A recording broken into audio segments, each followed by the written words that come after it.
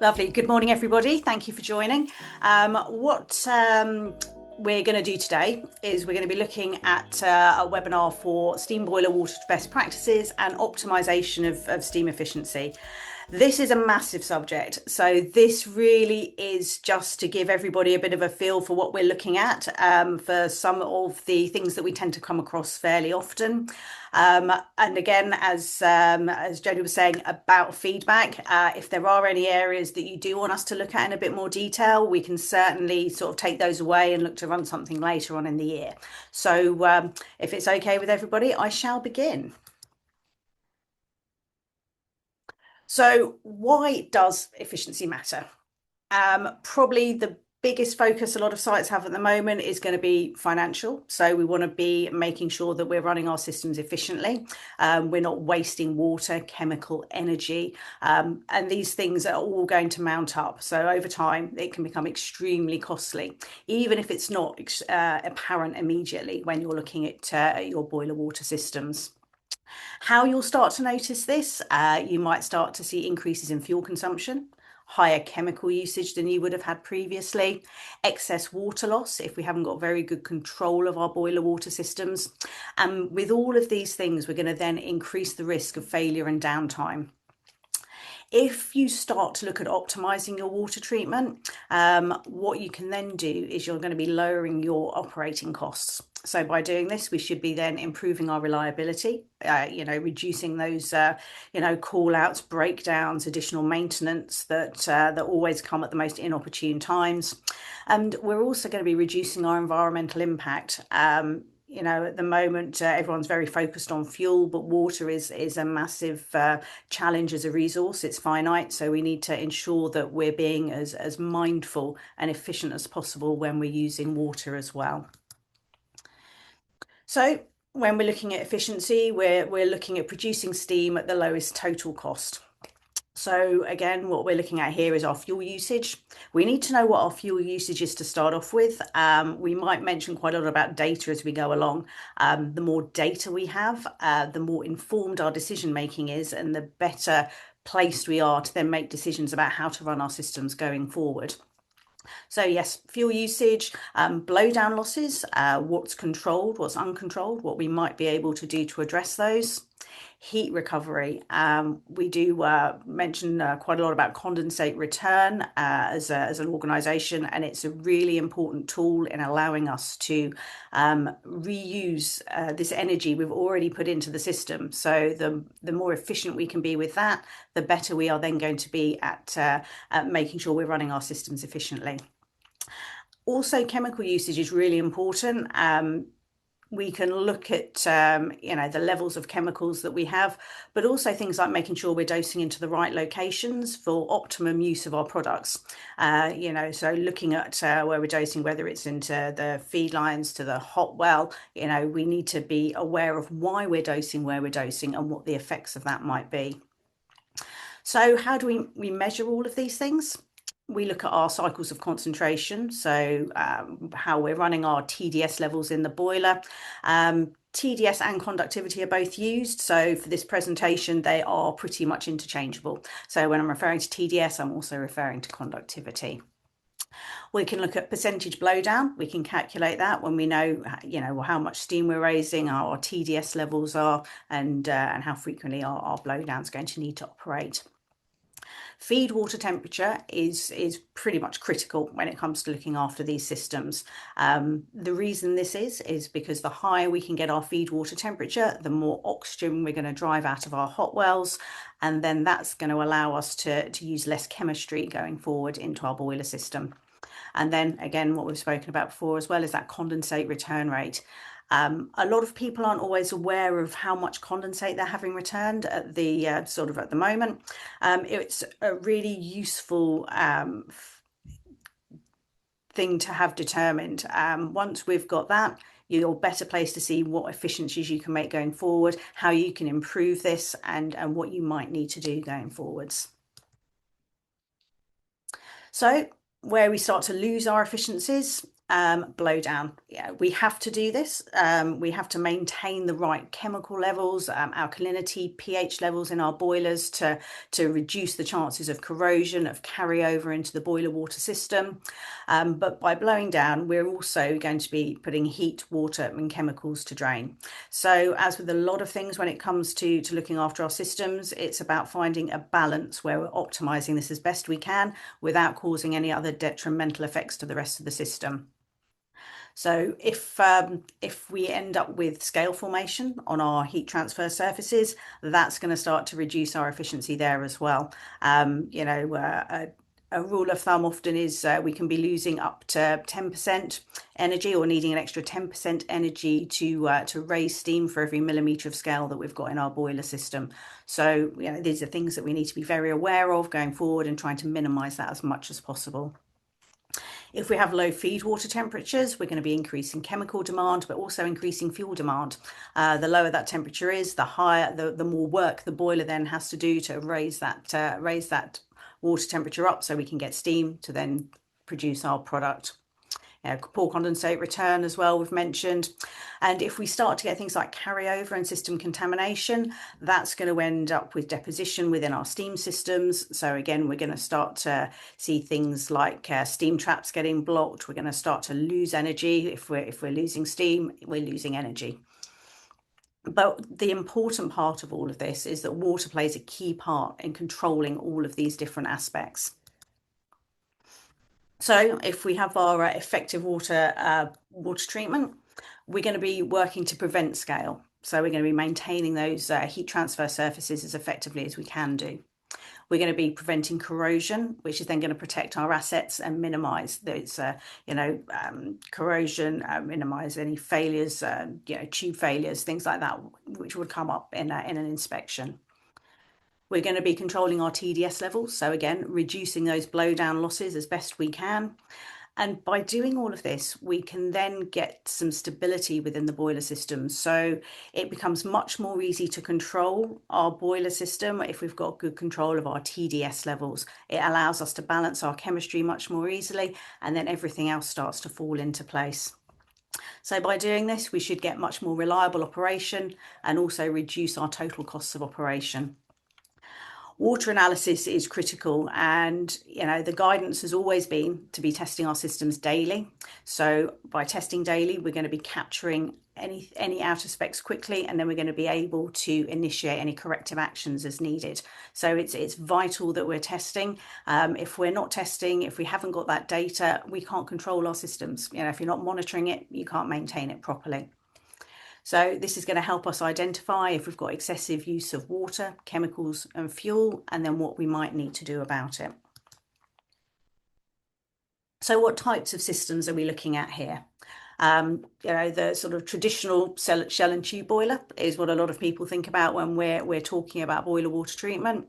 They tend to have a large volume of water, higher TDS levels that you can run at, different control parameters. Because there's a large body of water, they tend to, not be as quick at responding. So if you're changing chemical dosage, any actions like that, it's going to be a little bit slower to see it. They're a little bit slower on startup, so we need a bit of time when we're bringing our systems into service. But they are very efficient at what they do. What we also have, and what you may have on some of your sites, are steam generators. Okay, so we've got a much smaller volume of water. They tend to be able to respond more quickly. It's not quite sort of turn off, turn on, and away you go, but it's going to allow you sort of much more flexibility. The challenge with that as well is because we've got much smaller volumes of water. If we do have out of specification parameters, so say our oxygen scavenger level falls, or our softener passes some hardness, we're going to see the effects of that much more quickly. We're also seeing much more in the marketplace now, people moving towards electric boilers and electrode boilers. Again, these can tend to have smaller volumes. They can be quite specific on the water treatment that you need to look at as well. So it's really important, with all these things, when we're putting a program into place, we're checking our manufacturer's guidelines alongside things like BGO4 that are going to allow us to control our systems properly. The efficiency is going to make sure is going to be matching our control strategies to the system that we've got. So it's never going to be one size fits all. It's going to be dependent on the system you've got, but also the water quality you have coming onto site and any pre-treatment that you have running at the same time. And pre-treatment optimization is probably one of the most critical things that we do right at the very beginning when we're looking at putting in our kit. We need to understand the quality of water coming onto our site so we can then ensure that we're treating it correctly. And probably the one thing that we'll see everywhere as an absolute minimum is going to be water softening. So ensuring we've got good quality soft water going into our systems. This is going to minimize any scaling on our heat transfer surfaces. It's going to maintain the efficiency of our plant. So we need to make sure that any water softening plant is working effectively. All it's going to do is remove that hardness. So we're not going to see any changes to things like TDS, alkalinity, anything like that. But we need to make sure that what we've got is correctly sized. It's regenerating properly, which you'll identify, by regular testing of your soft water. And like we say there, daily testing for that. And I've mentioned before that 1 millimetre of scale can increase fuel demand by up to 10%. The reason we've got this map here is just to show really the variation in water quality that we get around the UK. So what will fit as a solution in Aberdeen may be slightly different to what we'll need in central London. There's a massive variation, not just with hardness, but with any other minerals, compounds, elements that might be in that water as well. So we just need to have a really good understanding of what's coming onto our sites first to ensure that we're then treating that correctly. So best practice number 2, we need to make sure that we've got good control of our TDS or conductivity, depending on how you're controlling your systems, and making sure our blowdown control is working correctly. So the more we can optimize the TDS, the more we can bring the levels up, the lower the blowdown's going to be. If we're blowing down more frequently, then we're going to be increasing our water losses, and we need to find that balance where we're getting the right reserves for our system. We're not wasting product, not wasting energy, water, chemistry. The most efficient way of doing this is just making sure that our TDS controllers are working correctly. So when you're doing your regular checks on site or your engineers are carrying out these tasks, we need to make sure that the kit that you're using, your TDS probes are working and that they are calibrated correctly. And also that we're then calibrating whether it's boilers, steam generators, and making sure that they're correct.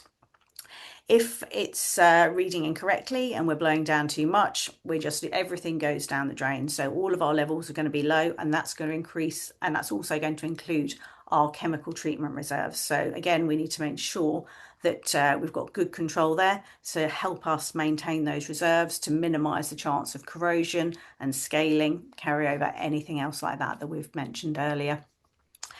If it's if it's blowing down, not blowing down frequently enough, all those levels are going to increase. We're going to start to see high alkalinities, high pH, high TDS.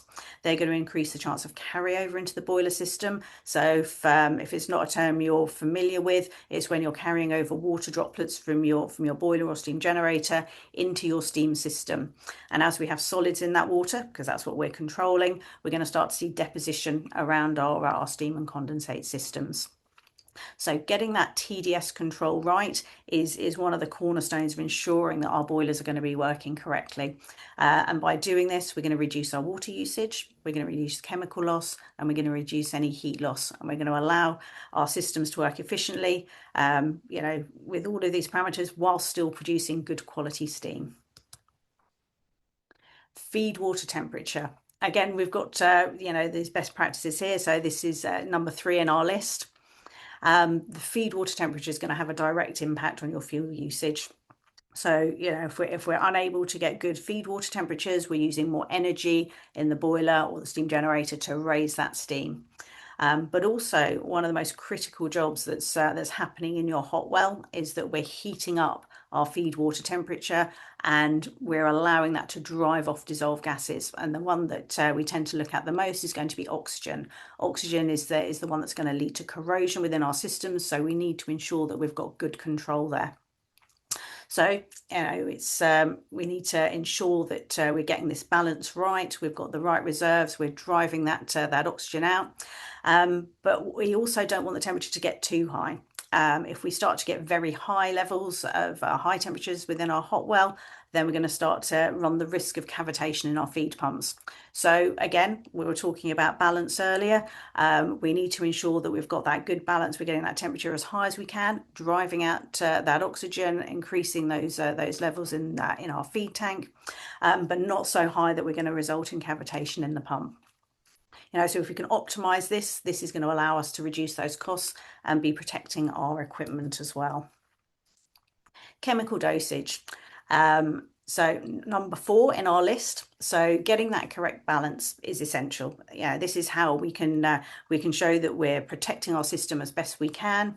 And typically we're going to be looking at sort of 3 main products initially for most sites when they're looking at their system treatment. We're going to have something as an oxygen scavenger, so that's going to help us prevent corrosion.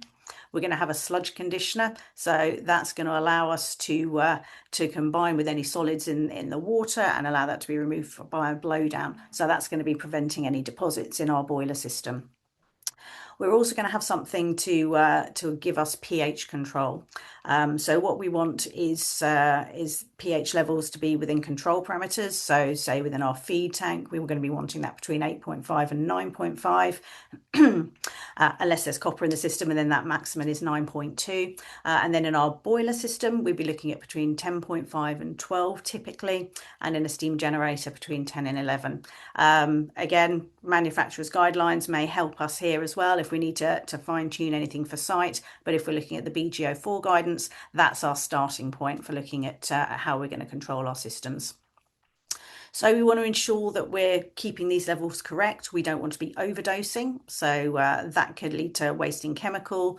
With some of the products, it's going to be increasing our pH level, which might cause us some challenges. And also we might be increasing the TDS, which is then causing us to blow down more. So we want to have good control of our system value, the chemical levels.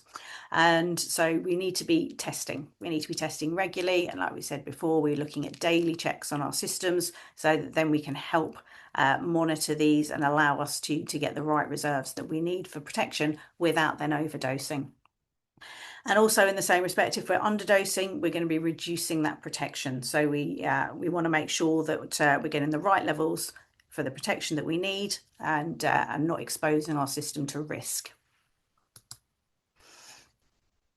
Condensate return is probably one of the most critical things when it comes to ensuring that your systems are running efficiently. You're already, you've already paid to heat and treat this water. It's incredibly good quality as long as there's no contamination. And so the more of this that you can return back to your hot wells to help raise that temperature, so we're going to be saving energy, the better it's going to be for the efficiency of your system. So by enhancing this as much as possible, we're going to reduce fuel demand, reduce water consumption, and then by doing all of this, we're also going to reduce chemical usage as well. If we've got very good quality water coming back, we're going to be lowering the TDS going into our boiler systems, and that's going to reduce our blowdown. So we're going to be able to run our boilers at higher cycles of concentration. So this tends to be one of the biggest opportunities for cost savings that we'll tend to see on a site. And it may be that you need to look at adjusting your process slightly, or just look at, ways of capturing water that has just, traditionally always been lost. But anything that you can do is going to make a really positive impact in this area. So we've mentioned softeners, and they're kind of like your baseline. So they are going to be removing hardness from the water, but they're not going to be removing anything else. When we start looking at our system waters and driving efficiency, when you look in whether it's the BGO4 or the British Standard 2486, you've got limiting factors in how high you can cycle your boilers. So you'd either be looking at pH, alkalinity, or TDS conductivity, and you'll have a maximum set point for each of those, and it's whichever one of those that it hits first is going to be your controlling factor.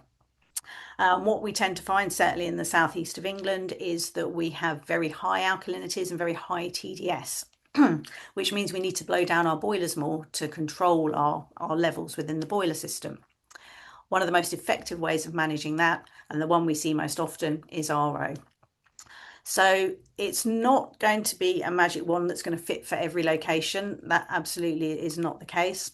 But if you have very high TDS makeup water, if you struggle with condensate return and you have a high steam demand, this can be a really efficient tool and can have quite a swift return on investment. But again, as with all pre-treatment, you need to, or all parts of your system, it needs to be properly surveyed to ensure that it's sufficient for your site. We don't tend to see as much of things like dealkalization plant, demineralization plant anymore. RO has tended to kind of step into that space. It's quite straightforward, so it's quite easy to understand as a process, but also it takes you away from needing the acids for regeneration that you'd need with those other pre-treatment parameters. So this tends to be the next step on following the softener unit. So what we'll tend to find with our boiler systems, some of the classic problems that we'll come across is that we're blowing down too much. So we're losing all this energy, we're losing the chemistry, and it's very difficult to control our chemical reserves if we're losing too much water. So we need to get that stability back.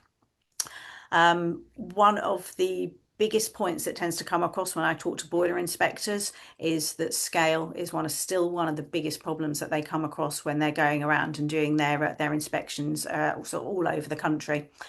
So scale formation, although should be relatively simple to control if we're getting good control of our pre-treatment plant, of our chemistry, it's still one of the biggest problems that our inspectors are coming across regularly. By doing this, we need to, maintain our softener performance. We need to be monitoring it, checking it. And, the resin within a water softener doesn't last forever. So once we typically get to about 8-10 years, that's when we might need to look at replacing our softener resin. And that you'll spot during monitoring as well. As it gets closer to regeneration, if we're starting to see some hardness, that might be an indication that this is something that we need to look at. Low feed water temperature absolutely is something that we come across, and the more you can optimize this, as we said before, the more efficient your systems are going to be able to run. You'll be able to use less chemistry, you'll be able to protect your systems better and use less energy. So that's a really positive for trying to drive up that feed water temperature, but again, not so high as we cause cavitation in our feed pumps. Carryover, as you mentioned before, that's going to be the carryover of water with our steam into our steam system. To minimize this, we want to be looking at controlling our chemistry, making sure we're not overdosing. We want to make sure that the demand of our system is compatible with what our boilers can generate for steam. If we're trying to draw too much steam from our steam generating systems, we're going to end up pulling water across with that as well. And again, like we mentioned before, we'll start to get deposition, we'll start to get blocking, we may start to see sort of corrosion, erosion, and and all these things are going to add to steam leaks, problems with seals, and just all those maintenance tasks that can sometimes be seen as just part and parcel of running a steam system.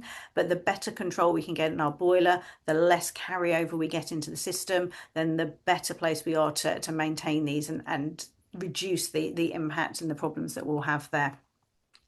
Poor condensate return as well.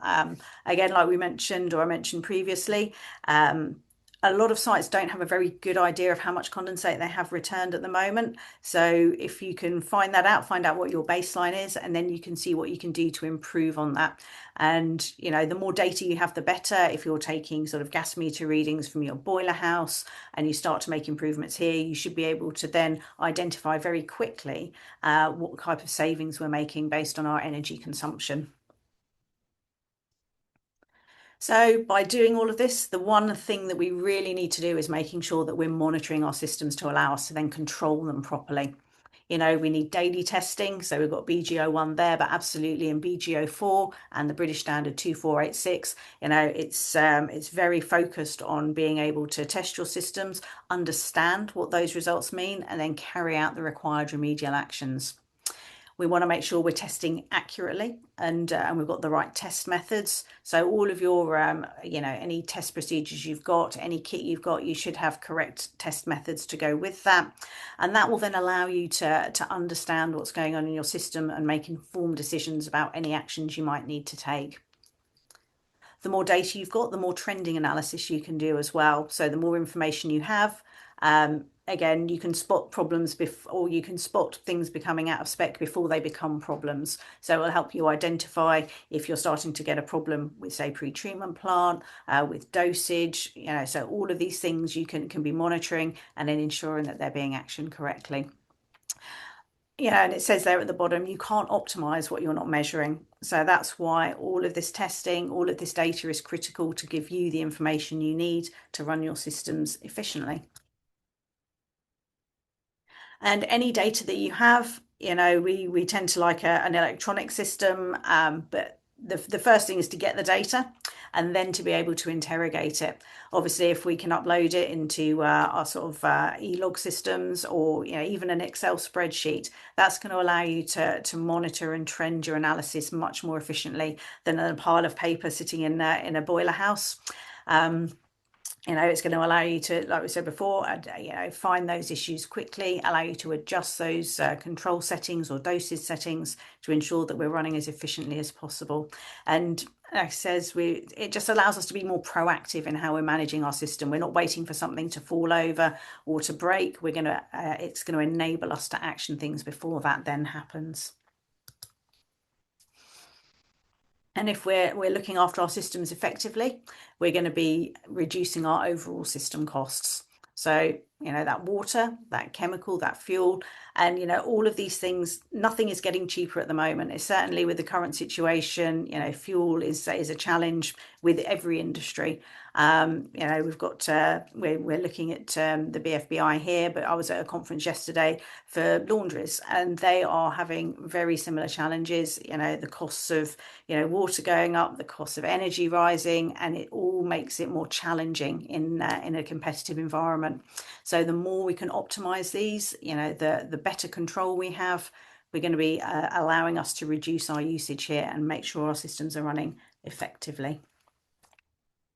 We've done a few case studies, and you'll be getting details of these slides as we complete the seminar. But you can make some very real differences by making some very sort of simple adjustments. So if we're looking at we've got the details here. We're looking at we were training initially, ensuring that everybody understood what was going on.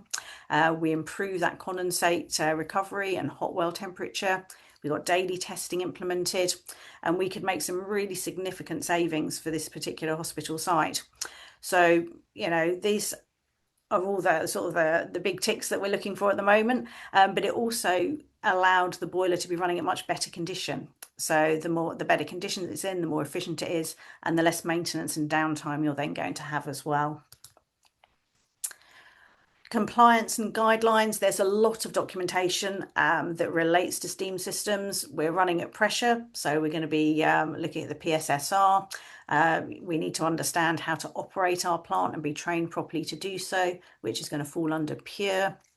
The INDG 436 is a really good overview document written by the HSE and is actually available for free from the HSE website. So if it's a document you haven't come across, absolutely, I would download that, and it will just give you some good information with regards to the actual boiler house. Then we've got the BGO1, which is kind of like your boiler house document again. So that's going to go into more detail as to sort of the more mechanical side of operating your boiler plant. And then we have the BGO4, which is our boiler water treatment guide.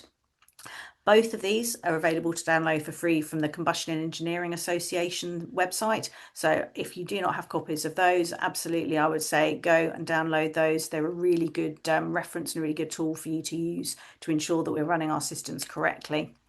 We've also got the British Standard 2486. That's still our British standard. It's a really good document, very thorough, but it's always been pitched at much more of a site chemist level rather than on the engineering side, which is where the BGO4 kind of steps in. And the BGO4, as long as you're following the BGO4, you'll be meeting the requirements of the British standard. So again, we're able to assist you and help with the guidance as well. But we need to be running our systems, compliantly. We are still having issues with boiler failures. We've had issues in the UK towards the end of last year, which are still under investigation. I also saw that there was an explosion in India in a boiler house at a power station last week. So all of these things, we talk a lot about efficiencies and ensuring that we're driving our systems to minimize fuel, energy, water, but we also want to make sure we're running them safely.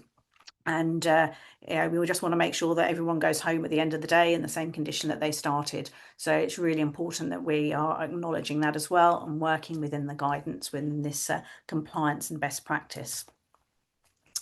So what does good look like? We've spoken a lot about what we're driving for. So we want to have a stable and well-controlled system. We want to be optimizing our TDS levels so we're not blowing down too much, losing all that energy and chemistry that we're putting in.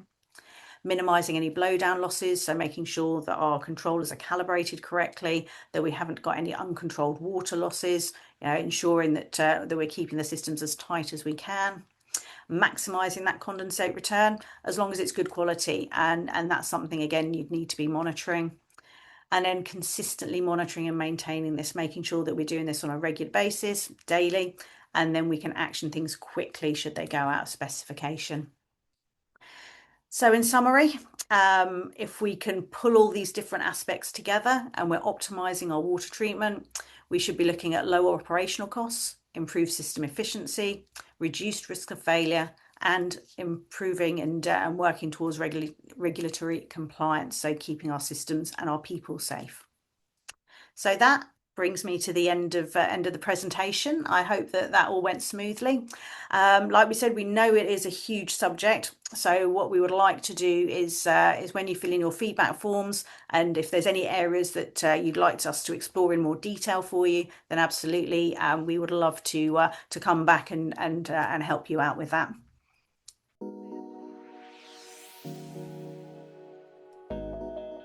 I've got a quick question, Wendy. Okay. Hopefully that'll kick that off. So in terms of a size of facility, is there a minimum size that, this sort of technology is best placed for, or can somebody with a smaller facility benefit? It's wherever you use steam. So literally, It doesn't matter the size it of the doesn't matter the facility. size. No. And anywhere where you're operating with steam, you're going to be needing to work towards the guidance here. And yeah, absolutely. If you've got a boiler system and you've got chemistry, it may mean that you use a different type of chemistry, or you might need to adjust things accordingly. And this is where, making sure everything is very site specific is so important. Yep. So making sure you've got the best fit for what you have on site. Yeah, because, a fit for like a little sort of 400 kilo per hour steam generator is not going to be the same as for a 10-ton boiler. So Of course. it needs to be, specific to the site. Amazing. But it's good to know that you can service those different needs as well, in terms of scale. Yes. Yeah, no, completely. Because a lot of the people we work with, they are right the opposite ends of the spectrum in terms of the size of their facilities or their capacities or their output, whatever it may be. There's a quite a large variety of different size companies that sort of engage with us. So it's nice to know that even the smaller facilities can benefit from different technologies and different systems that they can help them. No, absolutely. And what we see a lot as well is you get a lot of seasonality. So we'll have times where systems are either taken out of service completely, or you're ramping right down sort of around Christmas, after the sort of the rush to get Christmas out the way, then everything tends to die down, and people need to understand that change in usage is going to need a change in control as well. So we're going to need to look at that. So it's about understanding the system, making sure that what you've done is correct, and again, we want to keep these systems running as long as possible. We don't want to have sites saying we needed to replace a coil because it corroded, because this happened, or it scaled up, and we want to try and minimize things like descales. And again, by getting all of this right, that's going to help you and help all of your members do that. Amazing. Brilliant. There's no questions in the chat, Wendy. We've had a comment saying very informative session, so thank you very much. So just to reiterate, if there's nobody else that's got any questions for Wendy, this has been recorded. I will send you the recording. It may be tomorrow, if not early next week, with the slides and a feedback form, and I'll copy Wendy into that email. So if anybody wants to talk to her directly, you have her information. So thank you again, Wendy, for that webinar. It was very, very informative, and I hope you all enjoy the rest of your day. Great. Thank you very much. Take care, Thank you. everyone. Bye. Bye.